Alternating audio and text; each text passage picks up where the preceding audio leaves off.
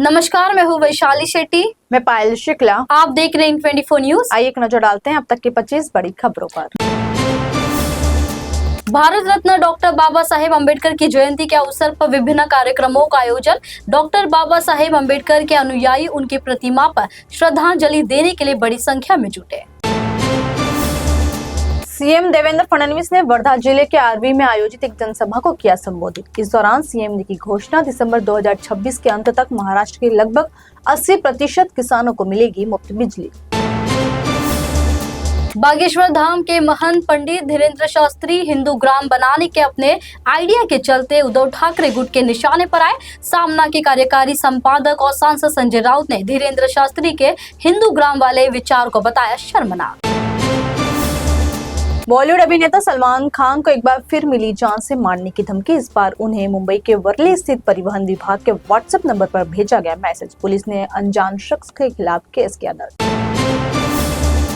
मुंबई में बीएमसी चुनाव से पहले उद्धव ठाकरे की पार्टी शिवसेना को लगा जोर का झटका। पार्टी की प्रवक्ता संजना घाडी और उनके पति संजय घाडी एकनाथ शिंदे की शिवसेना में हुए शामिल। इसके साथ ही कई कार्यकर्ताओं ने भी शिंदे गुट का थामा दामन। मेहुल चोकसी को बेल्जियम में किया गया गिरफ्तार। वह पीएनबी से 13,850 करोड़ रुपए की धोखाधड़ी के हैं आरोपी। भारतीय एजेंसियों यानी सीबीआई और ईडी के अनुरोध पर बेल्जियम में हुआ यह एक्शन। सांसद सुप्रिया सुले ने मेहुल चोकसी की गिरफ्तारी पर दी प्रतिक्रिया। उन्होंने कहा, मैं इसका करती हूँ स्वागत, देर से ही सही लेकिन न्याय की हुई शुरुआत। उन्होंने सरकार से किया अनुरोध, वित्तीय धोखाधड़ी के मामलों में पीड़ितों का पैसा किया जाए वापस। सुप्रिया सुले ने 14 अप्रैल को अंबेडकर जयंती के अवसर पर डॉक्टर बाबा साहेब आम्बेडकर को दी श्रद्धांजलि। इस दौरान उन्होंने बाबा साहेब के योगदान को किया याद। उन्होंने बताया, बाबा साहेब और उनकी टीम द्वारा बनाया गया संविधान भारत को देता है एक मजबूत लोकतंत्र। ठाणे जिले में स्थित खड़ौली के पसायदान नामक संस्था के नाम पर चल रहे हॉस्टल में बच्चों के साथ यौन शोषण का मामला है सामने। टिटवाला पुलिस ने एक अवैध छात्रावास में लड़कियों के साथ दुर्व्यवहार करने के आरोप में 5 आरोपियों को किया गिरफ्तार। गिरफ्तार आरोपियों में संस्था का निदेशक भी है शामिल। महाराष्ट्र विधान परिषद की उप सभापति नीलम गोर्हे ने पसायदान नामक संस्था में बच्चों के कथित यौन शोषण के मामलों को गंभीरता पूर्वक लेते हुए मुख्यमंत्री देवेंद्र फडणवीस, उप मुख्यमंत्री एकनाथ शिंदे और महिला एवं बाल विकास मंत्री अदिति तटकरे को लिखा पत्र। उन्होंने इस मामले में तत्काल कार्रवाई की मांग की। महाराष्ट्र के राज्यपाल सीपी राधाकृष्णन और मुख्यमंत्री देवेंद्र फडणवीस ने डॉक्टर बाबा साहेब अम्बेडकर की 134वीं जयंती पर मुंबई के चैत्यभूमि में पुष्पांजलि की अर्पित। दोनों उप मुख्यमंत्री समेत पूरा मंत्रिमंडल ने चैत्यभूमि पर बाबा साहेब अम्बेडकर को दी श्रद्धांजलि।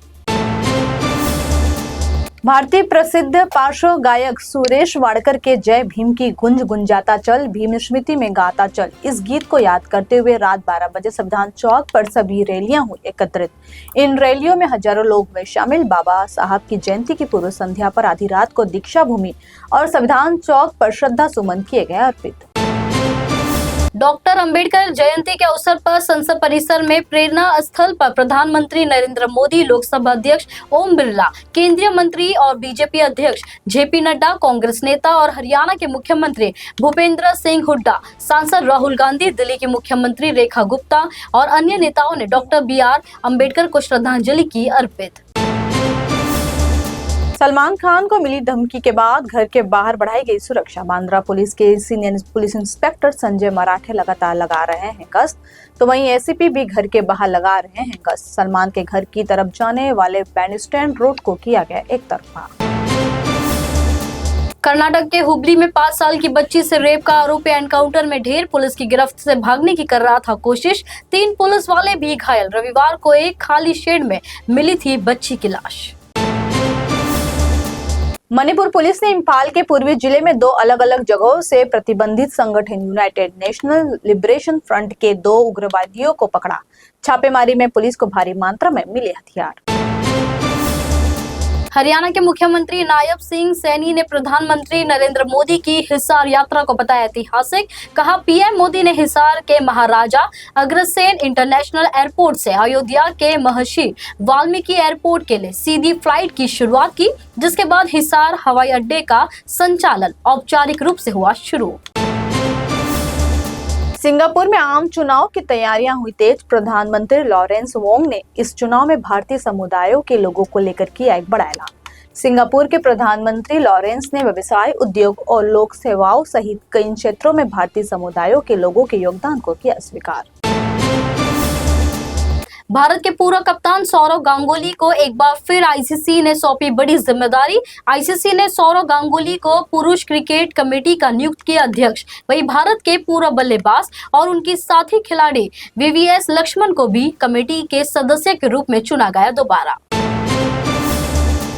कन्नड़ अभिनेता बैंक जनार्दन ने 76 साल की उम्र में बेंगलुरु के मणिपाल अस्पताल में ली आखिरी सांसें। दिल का दौरा पड़ने की वजह से हुई इनकी मौत। बैंक जनार्दन के बेटे गुरु प्रसाद ने बैंक जनार्दन के निधन की खबर की पुष्टि की। बैंक जनार्दन कन्नड़ के लोकप्रिय कलाकारों में से थे एक। बिहार के राजधानी पटना में 3 दिन पहले मुख्यमंत्री नीतीश कुमार ने जेपी गंगा पथ का किया था उद्घाटन, लेकिन 3 दिनों के भीतर ही इस पुल में आई दरार का वीडियो है सामने। हज 2025 के लिए तैयारियां हुई शुरू। इसी बीच 291 भारतीय बच्चों का हज का आवेदन किया गया रद्द। दरअसल हज 2025 के लिए सऊदी सरकार ने नियमों में किया बदलाव और इसी के चलते बच्चों की सुरक्षा की वजह से उन्हें हज पर जाने की नहीं दी गई इजाजत। बंगाल पुलिस ने मुर्शिदाबाद हिंसा के मामले में अब तक 150 से ज्यादा लोगों को किया गिरफ्तार। वक्फ संशोधन कानून के खिलाफ विरोध प्रदर्शनों के दौरान भड़की थी हिंसा में अब तक 3 लोगों की मौत। पश्चिम बंगाल के मुर्शिदाबाद में हुई हिंसा के पीछे पाकिस्तानी खुफिया एजेंसी आईएसआई और बांग्लादेशी आतंकवादी समूहों का हाथ होने का है संदेह। राज्य और केंद्रीय जांच एजेंसियों को मिली जानकारी। वक्फ कानून विरोधी प्रदर्शनों का इस्तेमाल करके और सीमा पार से युवाओं की घुसपैठ कराकर इस हिंसा को दिया गया अंजाम। दिल्ली में कल से पेट्रोल, डीजल और सीएनजी से चलने वाले 3 व्हीलर का नया पंजीकरण हो जाएगा बंद और 10 साल से पुराने सीएनजी ऑटो को इलेक्ट्रिक में बदलना होगा अनिवार्य। दिल्ली सरकार कल नई इलेक्ट्रिक व्हीकल पॉलिसी का कर सकती है ऐलान। देश और दुनिया की तमाम बड़ी खबरों को देखने के लिए देखते रहिए N24 न्यूज। साथ ही N24 न्यूज के social media platform YouTube, Instagram और फेसबुक को लाइक, सब्सक्राइब और शेयर करना ना भूलें।